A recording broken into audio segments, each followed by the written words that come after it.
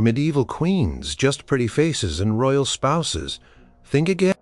Did you know some of these powerful women, living between the 5th and 15th centuries, harbored secret skills that would blow your mind?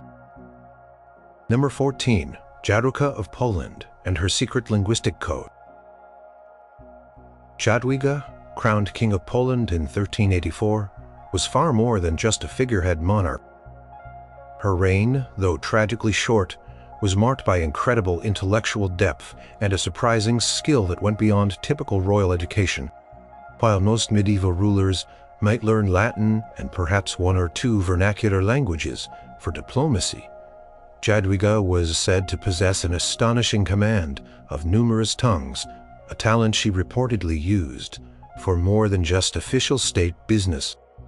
Historical accounts suggest that Jadwiga, through her extensive network of scholars and her own insatiable curiosity, delved deep into the intricacies of language.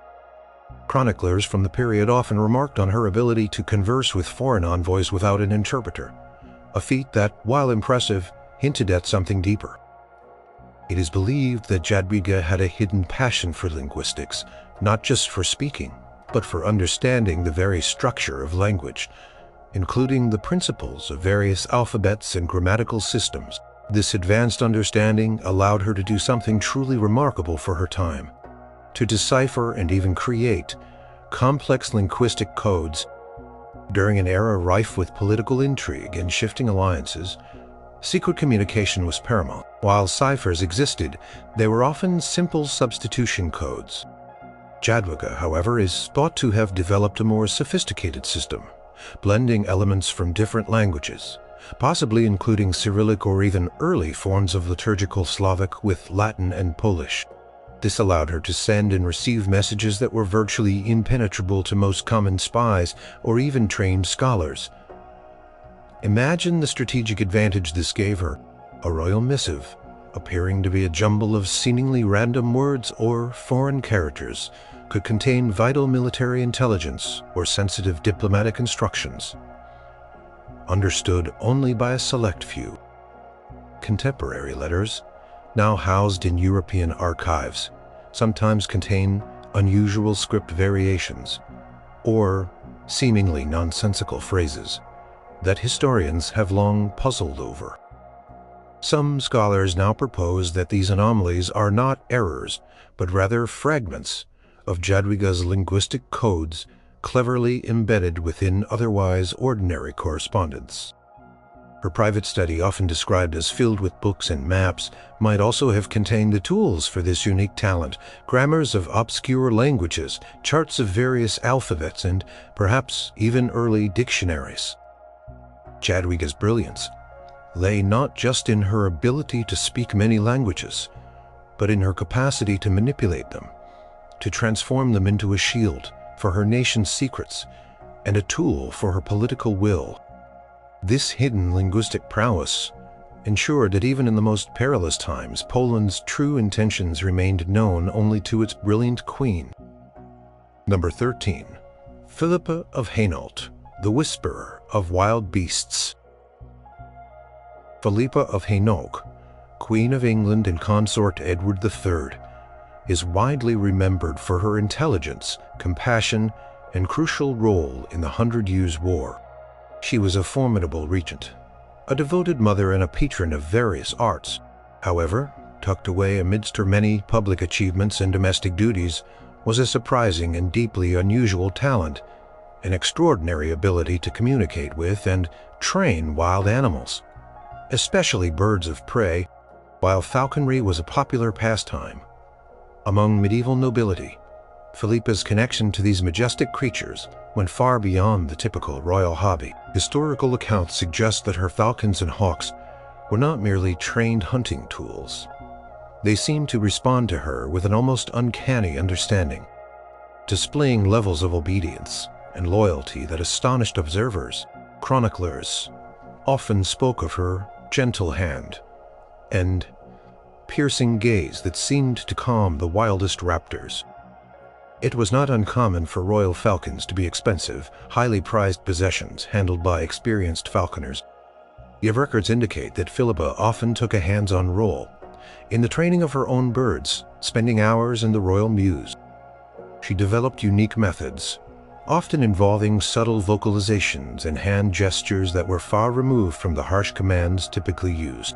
Instead of breaking a bird's spirit, she seemed to forge a bond built on trust and mutual respect. Stories circulate, whispered among court attendants, of a particularly fierce gerfalcon that had resisted all efforts at training, even injuring several skilled falconers. Brought to Philippa, it was said that she spent days simply sitting near its perch, speaking softly to it, her voice a low murmur. Gradually, the bird's hostility lessened, replaced by a tentative curiosity, and within weeks it was reportedly flying to her wrist and obeying her commands with a grace and willingness that astounded everyone. This wasn't merely about hunting, it was about connecting with an untamed spirit. Some historians speculate that this unique talent might have been a source of quiet solace for Philippa amidst the constant pressures of court life and war. It allowed her a sanctuary of control and understanding in a world often chaotic and unpredictable. The respect she gained from this unconventional skill was not just for her status as queen, but for her intrinsic connection to the natural world, a bond rarely seen or celebrated in a queen of her stature. Her private journals, fragments of which were supposedly preserved in forgotten noble libraries, hint at detailed observations of bird behavior and unique training techniques that predated formal ornithological studies by centuries. Philippa's hidden talent for whispering to wild beasts painted a picture of a queen who was not only powerful in the halls of power, but also possessed a rare, almost magical rapport with the untamed inhabitants of the skies. Number 12. Agnes of Poitou, the royal alchemist of herbs. Agnes of Poitou, Holy Roman, Empress and formidable regent, for her young son Henry IV, navigated a complex political landscape filled with powerful nobles and ecclesiastical intrigue, while her public life was dominated by statecraft and diplomacy. Agnes harbored a secret passion and remarkable skill that deviated entirely from typical royal pursuits, an extraordinary aptitude for herbal medicine and early alchemy. In an era where medical knowledge was rudimentary and often intertwined with superstition, Agnes delved into the properties of plants, not just for remedies but for understanding their very essences and potential transformation. This was more than a mere hobby. It was a serious study, pursued with scientific rigor, that was far ahead of her time. Her interest reportedly began with her own family's ailments and the widespread illnesses that often swept through medieval populations. Dissatisfied with the crude and often ineffective treatments offered by court physicians, Agnes started to consult ancient texts on botany and natural philosophy, many of which had been preserved in monastic libraries or brought from the more advanced medical centers of the Byzantine Empire. She established a private garden within the imperial palace grounds, not for show, but for cultivating rare and medicinal plants. Here, shielded from the watchful eyes of the court, she conducted her experiments. Accounts from those close to her spoke of a dedicated chamber within the palace, filled with drying herbs, glass alembics, and peculiar-smelling concoctions. This was her private laboratory, her alchemist den, where she meticulously documented her observations. Agnes was said to have developed remedies for common ailments, like fevers and digestive issues, that were remarkably effective. There are even whispers of her concocting a potent sleeping draught that could calm the most agitated patient without lasting ill effects, a stark contrast to the harsh sedatives often used at the time. Her knowledge was not just about basic herbal remedies. She explored the more complex interactions of plant compounds, a precursor to modern pharmacology. She experimented with distillation processes, not just for perfumes, but for extracting more concentrated essences of medicinal herbs, aiming to enhance their therapeutic properties. Some chroniclers even hinted that she dabbled in the more esoteric aspects of alchemy, seeking not to turn lead into gold, but to understand the fundamental building blocks of nature and life itself, believing that true healing came from a profound understanding of these elemental forces. Quiet dedication to this secret craft undoubtedly saved lives within her household and perhaps even extended to her loyal court members, sprouting a hidden brilliance that far surpassed her public role as a queen. Her legacy, often viewed through the lens of political struggles, held a deeper, more profound truth. Agnes of Poitou was a queen who quietly practiced the art of healing and the science of nature. Number 11. Joan of Navarre, the master builder behind the walls. Joan of Navarre, Queen of England, as the consort of Henry IV, was known for her strong will and political acumen.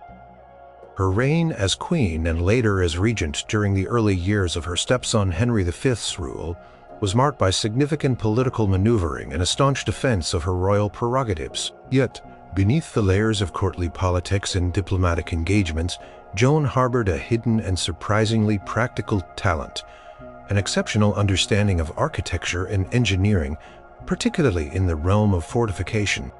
This was an era of constant warfare, and the strength of the castle's walls could mean the difference between victory and defeat. While male nobles and military commanders were typically responsible for overseeing such constructions, Joan reportedly possessed a profound, almost instinctive grasp of structural design and defensive strategy.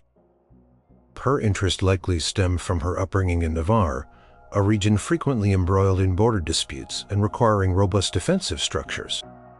Unlike many noblewomen who might only admire the aesthetics of a grand castle, Joan was said to keenly observe the practical aspects. The thickness of walls, the placement of towers, the angles of arrow slits, and the strategic advantages of moats and gatehouses.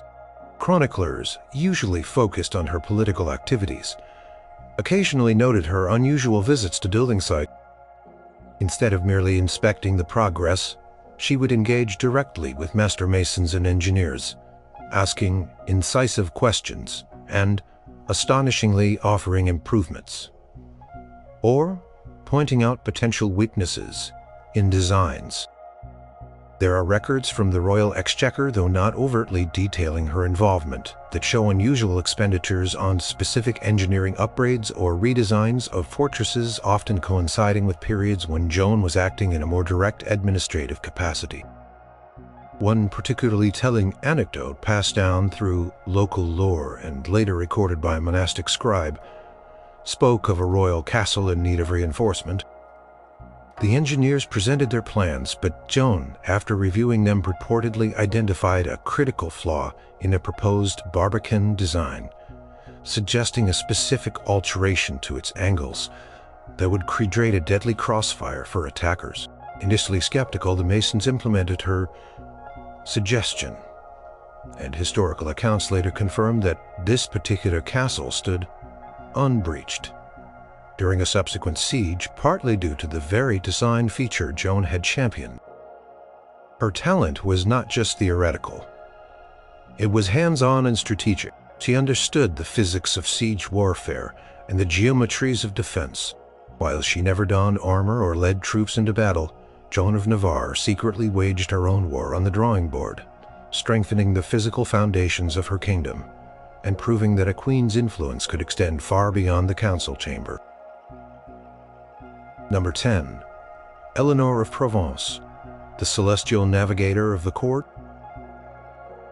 Eleanor of Provence, Queen of England and consort to Henry III, was renowned for her beauty, her large family, and her significant patronage of the arts and literature.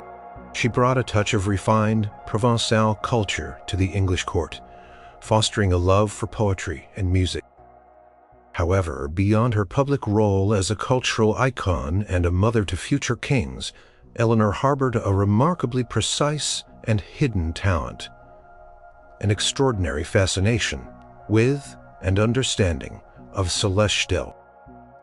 In an age where the stars were largely viewed through the lens of astrology or simple timekeeping, Eleanor approached the cosmos with a curious, almost scientific mind, exploring its patterns for practical. Her interest likely began with the long and often perilous voyages she undertook, both from Provence to England and later on, diplomatic journeys. During these travels, she would reportedly spend hours on deck, observing the stars and their movements. While noble women were taught basic knowledge of constellations for calendar purposes, Eleanor delved deeper. She acquired rare astronomical instruments, such as early astrolabes and celestial globes, which were typically reserved for scholars or navigators. She reportedly had a private chamber in her residences, dedicated to her observations, filled with charts and diagrams she meticulously drew herself. Court attendants whispered about her late-night studies, her lamp burning long after the rest of the palace had gone to sleep, illuminating maps of the heavens. There are subtle hints in various historical documents that point to her unusual skill. During a particularly challenging sea voyage, when the ship was reportedly lost due to fog and rough seas, it is said that Eleanor, using her personal instruments and knowledge of the night sky, was able to pinpoint their position and guide the ship towards a known landmark. This anecdote, while difficult to definitively verify, gained traction among those who served her. It highlighted a hidden competence that few would have expected from a queen. Furthermore, records show her corresponding with scholars and astronomers from across Europe, not just as a patron, but as an intellectual peer, discussing theories of celestial mechanics and the accurate prediction of astronomical events. While she never published her findings, her detailed observations, some of which are thought to have been subtly integrated into the design of her personal chapels or royal garden layouts, suggest a mind deeply engaged with the precise movements of the universe. Eleanor of Provence, the elegant queen of culture, quietly charted the heavens, her hidden talent guiding not just ships through the night, but perhaps also her own understanding of the vast, intricate world beyond her earthly kingdom. Number 9. Jadwiga of Wessex, the diplomatic weaver of tongues. Jadwiga of Wessex, Queen of Germany, and Holy Roman Empress, was the sister of the mighty English king, Athelstan. Her marriage to Otto I was a significant political alliance, solidifying ties between England and the Holy Roman Empire. While she was undoubtedly a figure of diplomatic importance, Jadwiga possessed a hidden talent that transcended mere political necessity, an extraordinary mastery of languages, not just for diplomatic negotiation, but for the intricate art of translation and cross-cultural communication. In an era where linguistic barriers were immense, Jadwiga became a human bridge, capable of unraveling complex, foreign texts and conveying subtle nuances. Her education, overseen by her scholarly brother Athelstan, was unusually comprehensive for a royal woman of her time. While Latin was a given, Jadwiga reportedly delved into multiple vernacular languages, including Old High German, various Romance dialects, and even some early forms of Slavic, due to the expanding reach of the empire. Historical accounts suggest that she possessed an innate understanding of linguistic structures and cultural contexts, allowing her to discern the true meaning behind words, even when faced with idioms or subtle threats. She wasn't just translating words, she was translating intentions and cultural paradigms.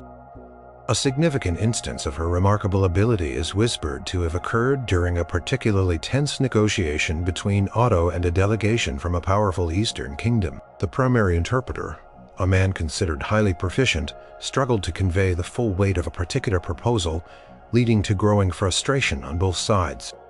It is said that Jadwiga, present in the background, subtly interjected, rephrasing a critical sentence in a way that suddenly unlocked its meaning for both parties, transforming potential misunderstanding into clear comprehension. Her ability to pivot between languages, identifying the exact phrase or cultural reference that would resonate with each party, was uncanny. Records from her household sometimes mention the presence of rare foreign manuscripts, which Jadwiga herself was reportedly engaged in deciphering and, on occasion, even transcribing into more accessible forms for her husband's court. This wasn't just about reading, it was about transmitting knowledge across linguistic divides. Her talent as a diplomatic weaver of tongues allowed her to build bridges where others saw only walls, ensuring that critical messages were received with precision and that alliances born of understanding rather than mere force could truly flourish. Agnes of Wessex, the queen who spoke the language of nations, quietly shaped the political landscape through her profound and unexpected linguistic gifts. Number 8. Theophanu, the Empress of Numbers and Stars. Theophanu, a Byzantine princess who became Holy Roman Empress through her marriage to Otto II, was a fascinating figure who introduced a rich tapestry of Byzantine culture and intellect to the Western European court. She was known for her extraordinary intelligence, her political acumen, and her strong will, serving as regent for her young son, Otto III, with remarkable skill. However, beneath her public persona, as a powerful empress, Theophanu harbored a profound and almost secret passion for advanced mathematics and astronomy, a skill set far more sophisticated than expected for a medieval ruler. Espiritually woman. Her Byzantine heritage provided her with access to a wealth of classical learning that was scarce in the West, and she embraced it with intellectual zeal. While rudimentary astronomy was part of noble education, for calendar purposes, Theophanu delved into complex calculations, geometric principles, and the intricate movements of celestial bodies with a depth that mirrored the most advanced scholars of her time. Her private chambers were reportedly filled not just with religious texts and political documents, but also with scrolls detailing mathematical theorems, astronomical charts, and various measuring instruments. She corresponded with scholars from Constantinople and other learned centers, often exchanging ideas on topics that would challenge even trained academics. It is believed that she played a crucial role in bringing certain mathematical texts and instruments from the East to the West, subtly enriching the intellectual landscape of the Holy Roman Empire. One particularly intriguing piece of evidence hinting at her talent comes from the subtle design elements she implemented in certain imperial constructions, and even in the layout of some of her personal gardens. Historians studying these sites have noted precise geometric alignments and mathematical proportions that suggest a deliberate, informed hand beyond that of a mere patron.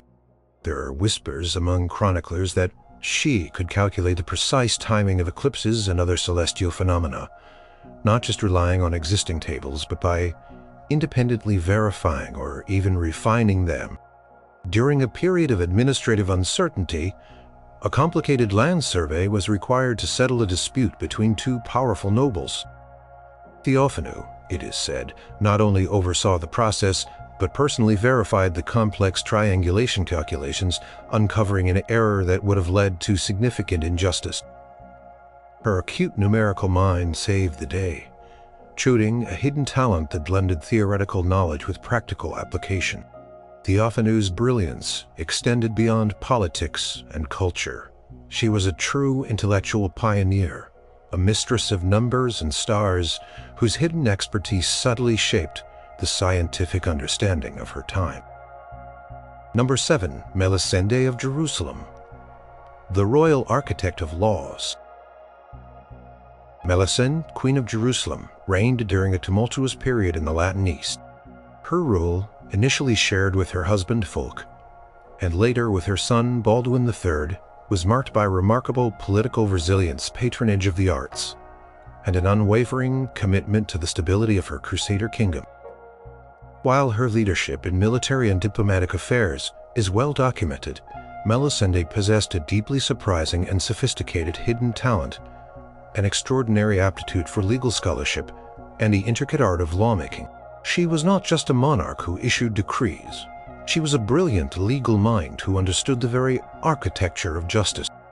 In the Frankish kingdom of Jerusalem, the legal system was a complex blend of feudal customs, Roman law, and ecclesiastical statutes, often leading to disputes and ambiguities. Melisende, rather than merely relying on her legal advisors, immersed herself In these complexities, she spent countless hours studying existing legal codes, comparing them to contemporary European practices, and analyzing their effectiveness. Private library reportedly contained an impressive collection of legal texts, some dating back centuries, which she reportedly annotated with her own insights. This was not a passive interest, it was an active pursuit of legal clarity and justice. Accounts from her court suggest that Melisende would preside over court cases not just as a final arbiter, but as an active participant engaging in detailed legal arguments with her barons and judges. There are specific instances recorded where she deftly navigated complex jurisdictional conflicts or untangled seemingly insoluble proper disputes, often citing precedents or proposing legal interpretations, astonished even seasoned jurists.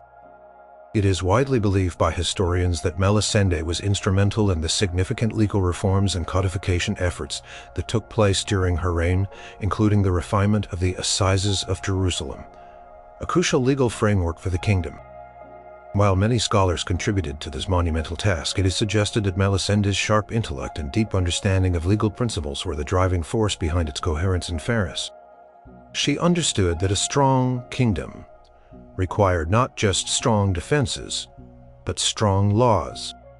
Her ability to identify inconsistencies, propose equitable solutions, and articulate complex legal arguments was remarkable for any ruler, let alone a queen, in such a precarious position. Melisende of Jerusalem, the fierce defender of her realm, was also its quiet legal architect, building a framework of justice as enduring as her legacy. Number 6. Joanna, the First of Naples, the Queen of Clues and Courtroom Drama. Joanna, the first Queen of Naples, ruled for over 4 decades, a period marked by political intrigue, family betrayals, and astonishing personal drama, including her notorious accusation of murdering her first husband, Andrew of Hungary. While her life was publicly tumultuous, Joanna possessed a remarkable and utterly unexpected hidden talent, an uncanny ability for logical deduction and forensic analysis, making her in essence a medieval queen of clues.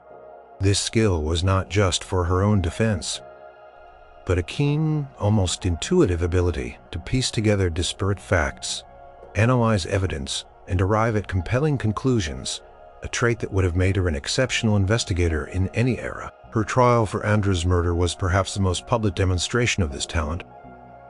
Instead of merely relying on her legal team, Joanna reportedly took a highly active role in her own defense, meticulously scrutinizing testimonies, identifying inconsistencies, and presenting alternative interpretations.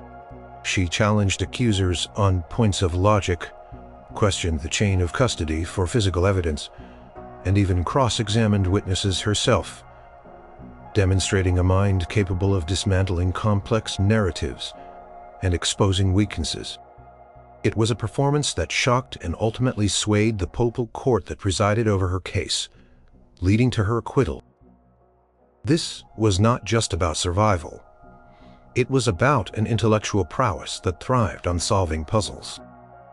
Beyond her personal legal battles, chroniclers whisper of instances where Joanna applied this talent to other, less public matters within her court. When a sensitive diplomatic document went missing, or when a high-stakes theft occurred within the royal household, it was Joanna rather than her guards or advisors who would reportedly gather the available facts, interview key personnel, and piece together the sequence of events with startling accuracy.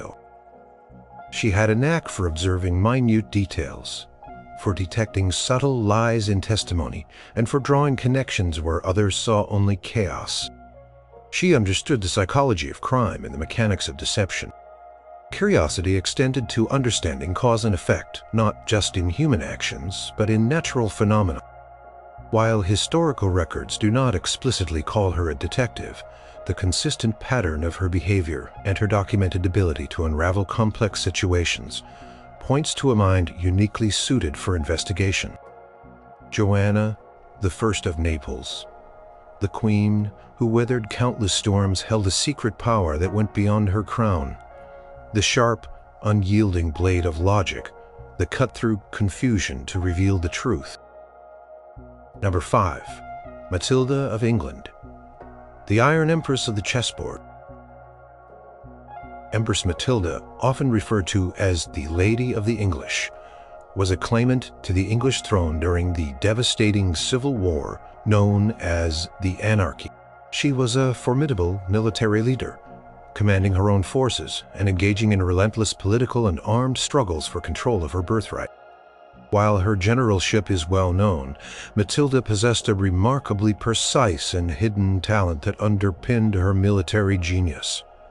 An unparalleled mastery of strategic thinking, akin to a grandmaster of chess. This wasn't merely about leading an army. It was about foreseeing multiple moves ahead on the battlefield, anticipating her opponent's reactions, and planning intricate maneuvers with a cold, calculating brilliance in an age dominated by brute force and direct confrontation. Matilda stood out for her tactical finesse. Her campaigns, though often met with setbacks, were frequently characterized by audacious gambits, clever feints, and unexpected movements that bewildered her adversaries. Chroniclers, often biased against her, still grudgingly acknowledged her sharp mind and unyielding resolve on the battlefield. It is said that in her private chambers she would spend hours poring over maps, not just to understand terrain, but to mentally simulate entire campaigns, moving imaginary pieces, and testing different scenarios. This was her personal chessboard, where she played out wars before they even began. A particularly telling example, though debated by historians, involves her daring escape from Oxford Castle during a harsh winter siege. Trapped and facing capture, Matilda reportedly devised a plan that seemed impossible.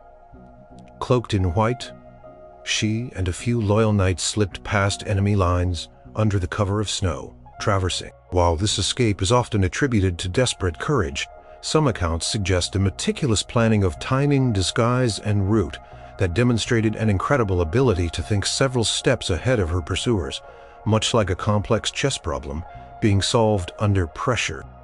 She anticipated patrols, understood the psychological impact of the weather, and exploited every minute detail to her advantage. She was reportedly a keen player of actual chess, a game rapidly gaining popularity in aristocratic circles. Her opponents at the board, it was whispered, rarely stood a chance against her. The precision of her moves, her ability to sacrifice minor pieces for greater strategic gain, and her patience in building overwhelming positions mirrored her actions on the real-life battlefield. Matilda of England, the Iron Empress, waged her wars not just with swords and shields, but with the quiet, calculating genius of a master strategist, her hidden talent for the game of war, far surpassing mere military might. Number 4. Eleanor of Aquitaine, the poetic heart behind a crown. Eleanor of Aquitaine, Queen of France, and later Queen of England, was undoubtedly one of the most powerful and influential women of the Middle Ages.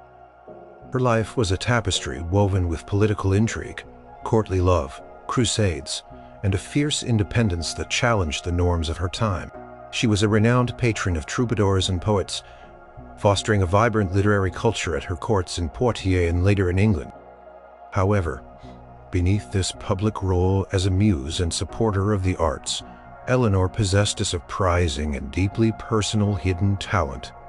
She was herself a gifted and prolific poet and joker, using verses not just for entertainment but for subtle communication and emotional expression. While it was not uncommon for nobles to appreciate poetry, it was rare for a queen of Eleanor's stature to actively compose it, especially in the nuanced, often provocative style of the troubadours she championed. Her position required dignity and decorum, yet the themes of love, desire, political commentary, and even veiled criticism that characterized troubadour poetry were often too bold for a queen's direct utterance. Therefore, her creative output remained largely a secret, woven into the fabric of anonymous works or attributed to male poets.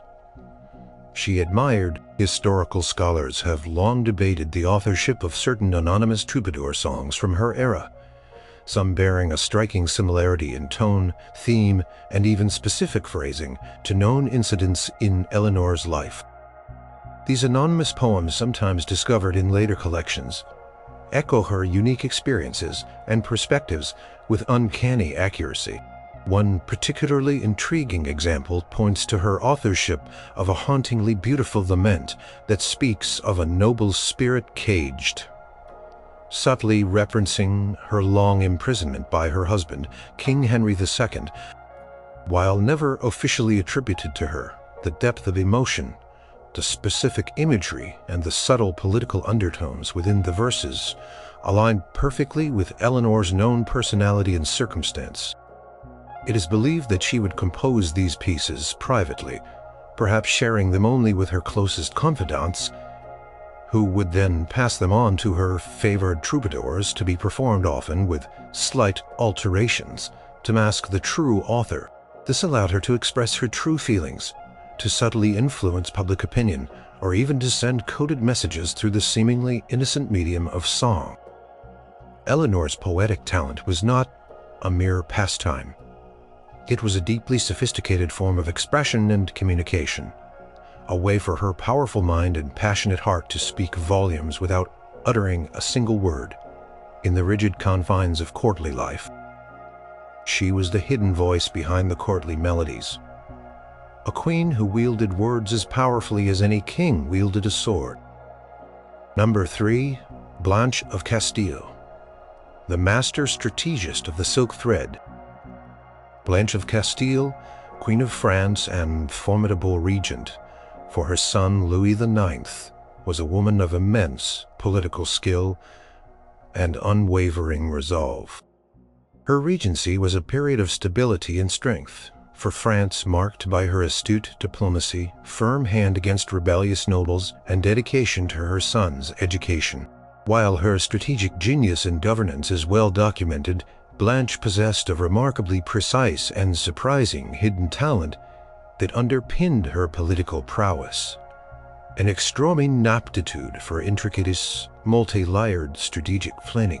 This wasn't just about making decisions. It was about foreseeing long-term consequences and orchestrating events with almost unbelievable precision. In an era where political alliances shifted constantly and rebellions simmered, Blanche demonstrated a unique ability to weave together disparate political threads into a cohesive, unyielding policy. She understood that every action, no matter how small, had ripple effects, and she reportedly spent countless hours in deep contemplation, meticulously planning her responses to challenges, long before they even materialized. Chroniclers noted her uncanny knack for anticipating her enemies' moves, not just in battle, but in the subtle game of courtly politics and diplomatic negotiation. It was as if she possessed a mental map, charting every potential path and obstacle. One notable instance of her talent involved the powerful coalition of rebellious barons who sought to undermine her regency. While they believed they were making unified demands, Blanche, through her intelligence network and her own astute observations, reportedly understood the individual motivations and weaknesses of each baron. Instead of confronting them as a united front, she subtly tailored her responses, offering concessions to some, making veiled threats to others, and exploiting existing rivalries among them. The result was a gradual unraveling of the coalition, as each baron found his own interests subtly detached from the common cause. This was not a quick fix. It was a carefully orchestrated, months-long process, like a master weaver, separating threads that were once tangled. Furthermore, she reportedly possessed a detailed understanding of supply chains and logistical planning for military campaigns, a skill typically confined to military commanders. She understood not just where troops should go, but how they would be fed, equipped, and reinforced, foreseeing bottlenecks and vulnerabilities long before they became problems. Blanche of Castile, the iron-willed queen, silently wove the political destiny of France, her hidden talent for strategic orchestration, ensuring that every thread in her kingdom's tapestry was exactly where it needed. Number 2. Saint Margaret of Scotland, the illuminated hand of piety. Saint Margaret of Scotland, queen and consort to King Malcolm III, was revered for her deep piety, her extensive charitable works, and her efforts to reform the Scottish Church, aligning it more closely with Roman practices. She established churches, patronized religious communities, and was known for her intellectual curiosity and extensive library. However, beyond her public acts of devotion and scholarship, Margaret harbored a remarkably precise and deeply personal hidden talent, an exquisite mastery of calligraphy and manuscript illumination, a skill usually reserved for the most dedicated monks and scribes. This wasn't merely a hobby, it was a spiritual practice and a profound expression of her intellect and faith. In a time when books were precious and rare and their creation was a painstaking art, Margaret reportedly dedicated significant time to the production of illuminated manuscripts. While royal women might commission such works, it was almost unheard of for them to actively engage in the intricate eye-straining work of copying texts by hand and adorning them with elaborate miniature paintings and gilded initials. Personal chapel and study were said to contain not just prayer books but also vellum quills, pigments, and the delicate tools of a scribe. Her hand was reportedly so steady and her attention to detail so meticulous that her work rivaled that of the most skilled professional illuminators. One of the most famous examples, though its direct provenance remains a subject of historical debate, is a beautifully illuminated gospel book known as the St. Margaret's Gospel Book, which is believed to have belonged to her and possibly contain some of her own work. The artistry within this book, with its intricate interlace patterns and vibrant colors, speaks of a profound talent. Whispers from her court suggest that she would often spend quiet hours on these projects, finding solace and spiritual connection in the rhythmic flow of words and the precise application of paint and gold leaf. It was a private devotion, a tangible manifestation of her faith and learning. This talent allowed her to create enduring works of art that also served a spiritual purpose. Perhaps even copying or illuminating particular texts she considered vital for the moral and intellectual upliftment of her court or family.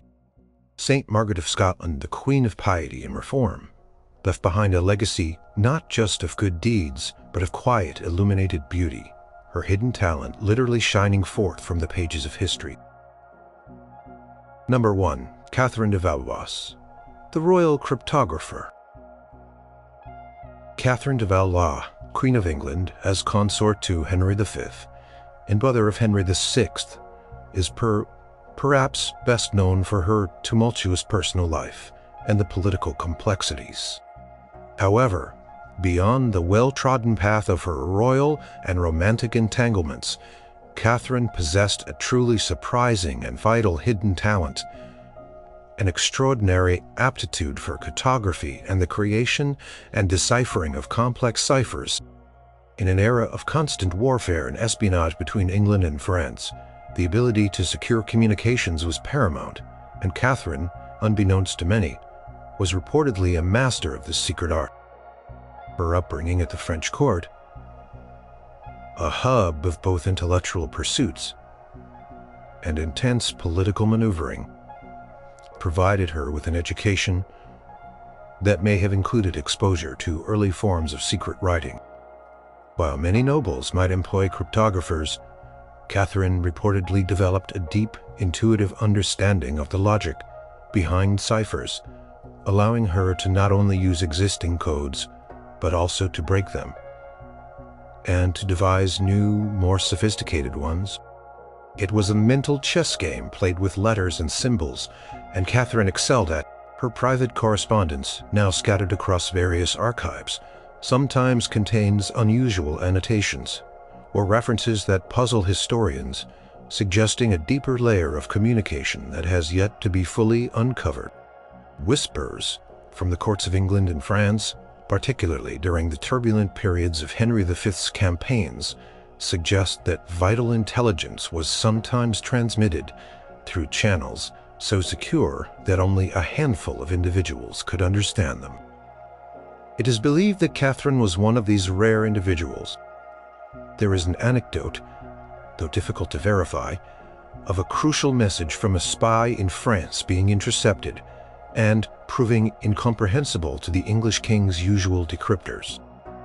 It was supposedly brought to Catherine, who, after hours of intense concentration, managed to unravel the complex cipher revealing critical troop movements that allowed Henry V to gain a decisive advantage.